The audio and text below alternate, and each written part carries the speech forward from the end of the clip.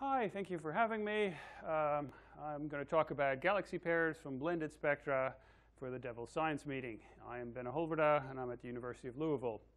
So DEVILS, compared to gamma or the other higher redshift surveys, it's deeper and it's more complete. And so that means some things for if you're looking for rare or special objects. And it's sensitive to emission lines out to about redshift 0.8. That's what I've been using. But anything that can actually extend that further out into the redshift desert would be fantastic. So redshift and stellar mass space is the name of the game. So what I'm looking for are strong gravitational lenses. This is kind of a byproduct of being interested in anything blended, spectral-wise. But if you want to look for these like gravitational lens background galaxies with an elliptical galaxy being the gravitational lens, you can look for blended spectra.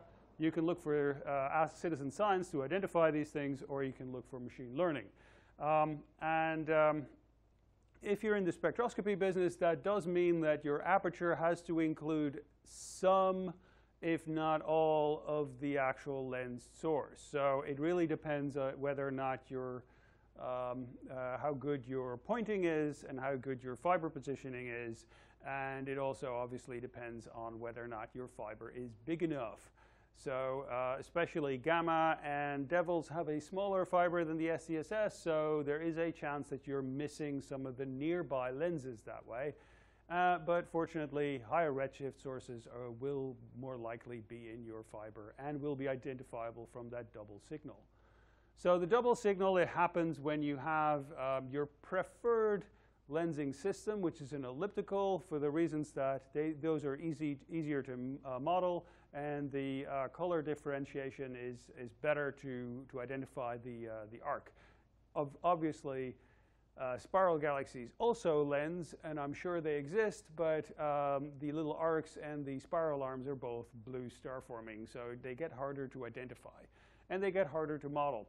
So we preferably look for a passive spectrum at one redshift and then with emission lines at another. And so if we have a passive elliptical galaxy in front of something with emission lines, that's a possible strong lens.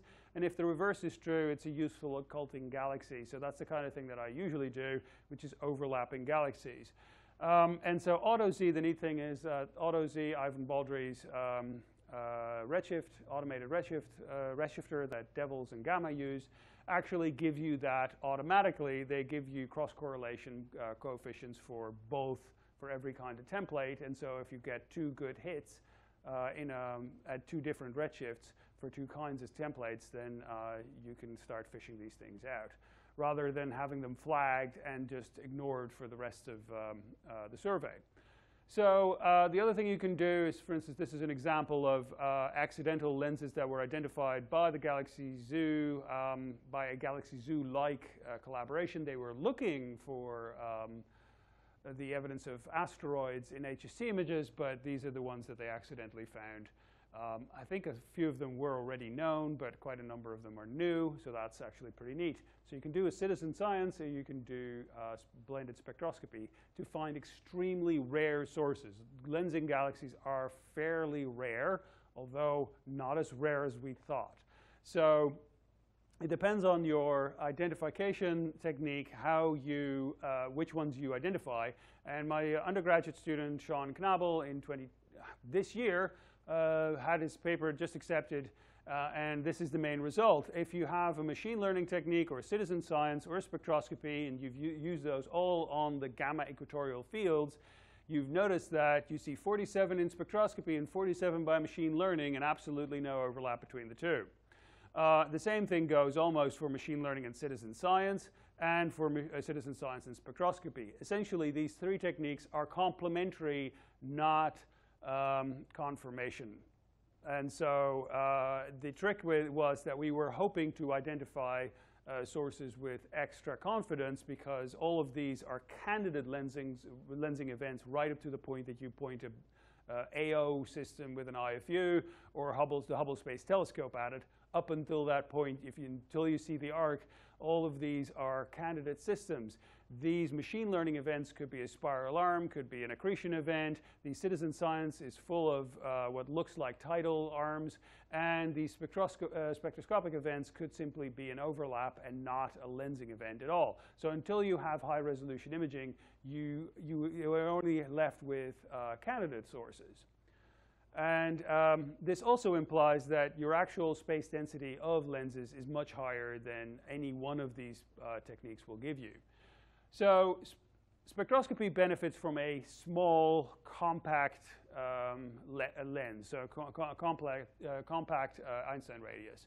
Machine learning, however, prefers a wide Einstein radius because then it's easier to identify as an arc around a separate source. And Galaxy Zoo is somewhere in between. So we've calculated the from the redshifts that we have.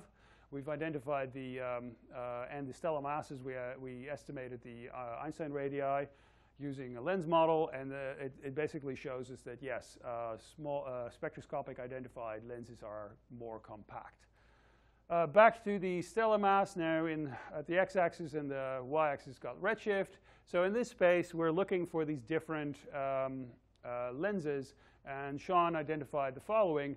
The links, the machine learning ones are over here. You've got big, massive systems, and they're sort of at intermediate redshift because then those are the ones essentially that the training sample included. If you are looking at Galaxy Zoo, they're mostly at slightly lower masses and lower redshift, and they avoid both the massive systems at a slightly higher redshift, that is machine learning, and the spectroscopic survey, which is essentially over here, which is gamma. And so we have two overlapping systems, and that's it. And so there's a limit on both the mass that you can see and the redshift that you can identify the lens at.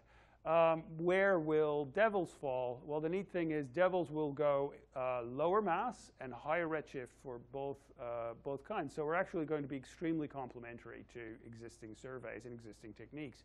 So if you're interested in a lower mass, what the dark matter content at a lower mass galaxy at redshift 0.4 is, now we can start finding these targets. The neat thing about DEVILS, of course, is that it's complete. So we're not tossing out, we're not missing any lens sources. We're not missing anything, and because of the auto Z, it's also not being flagged as a suspicious spectrum and just tossed onto the garbage pile. So the neat thing is that, yes, group and pair science, but it's also excellent for lensing identification. So Sean actually looked at, how good, this is all SDSS. SDSS went to a certain depth, gamma went to a certain depth, and the number of spectra, and DEVILS, again, is expected to do better, again, per square degree. And so the depth of your survey versus the number of spectra per square degree. And so it's much higher efficiency, and we're expecting up to one lensing source per square degree. And so now we're talking an actual sample within DEVILS. Can you follow these up? Well, with the existing, like the links and the Galaxy Zoo ones, right? They're going to be easily resolved even with LSST or the Rubin Observatory, I should say. WFIRST or Roman Observatory and HST can definitely follow all of these up, and so the parameter space that DEVILS is going to be at is going to be interesting for follow-up. The good news is that follow-up is coming quickly. You can either ask for HST time now and go start looking at lensing arcs immediately, or we can look for archival data first, of course. The Euclid deep field will give you a morphology from the VIS channel. The VIS channel is as good as pretty much HST quality imaging. And of course, the Roman Space Telescope will also give us decent follow-up. And these are all deep, the DEVILS fields are all deep fields for both Euclid and very likely the Roman Space Telescope. So these are things that we will get higher quality image on. That's not the only thing I'm interested in, though, because I'm one of the PIs of the LADUMA survey, the looking at the distant universe with the Meerkat array. And that's deep L and UHF band H1 survey for on one of the DEVILS fields. So what can we do? Well, if we shift all our H1 spectra to where the optical redshift tells us where they should be, if they're on the low redshift side, that means it's very likely an OH maser, and those are rare and interesting to study, but we also need to toss them out of our sample of H1s. galaxies. And if we're seeing an H1 detection at higher redshift than the optical says it should be, that's a very likely gravitational lens. And so that will be an interesting laboratory to go see what the H1 mass is for a galaxy much further away. Eventually, the depth of Leduma with the UHF will get deep enough to get a direct detection of galaxies, say, dwarf galaxies at redshift 1.